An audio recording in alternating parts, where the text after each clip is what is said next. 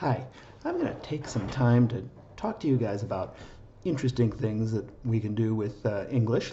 And one thing that I always like to do, fun thing to do is to take a noun and turn it into a verb. It's called conversion, or I like to call it verbification. People call it verbifying.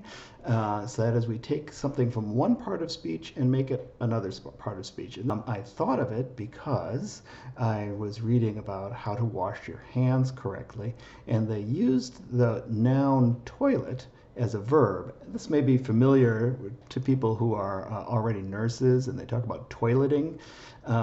But to me, that was new, and that was a new noun to verb conversion that I had not run across before. And the advice was that after toileting, you should wash your hands, right?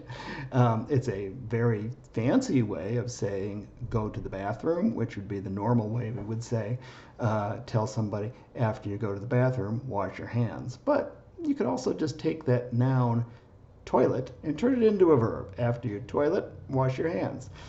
We do this all the time also with brand names like FedEx. I'll FedEx you that letter. Google. Let me Google that.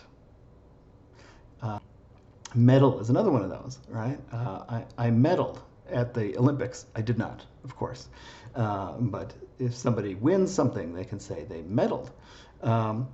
Another one that I like to use all the time is bike, because I love to ride my bike. Did you bike to work? Yes, I bike to work. It's important to bike to work. Biking is fun, right? So there is another example of very common everyday nouns that we turn into verbs. You can do this in your own life. If you know somebody or a pet or any person, you can turn them into a verb too, right? If your name is Barbara and you're always making mistakes, well, then we might say something like, oh, she really Barbaraed that report, right? You can do that with your kids, turn them, make those nouns into verbs. Anyway, this happens all the time in English, and it's one of my favorite things about English.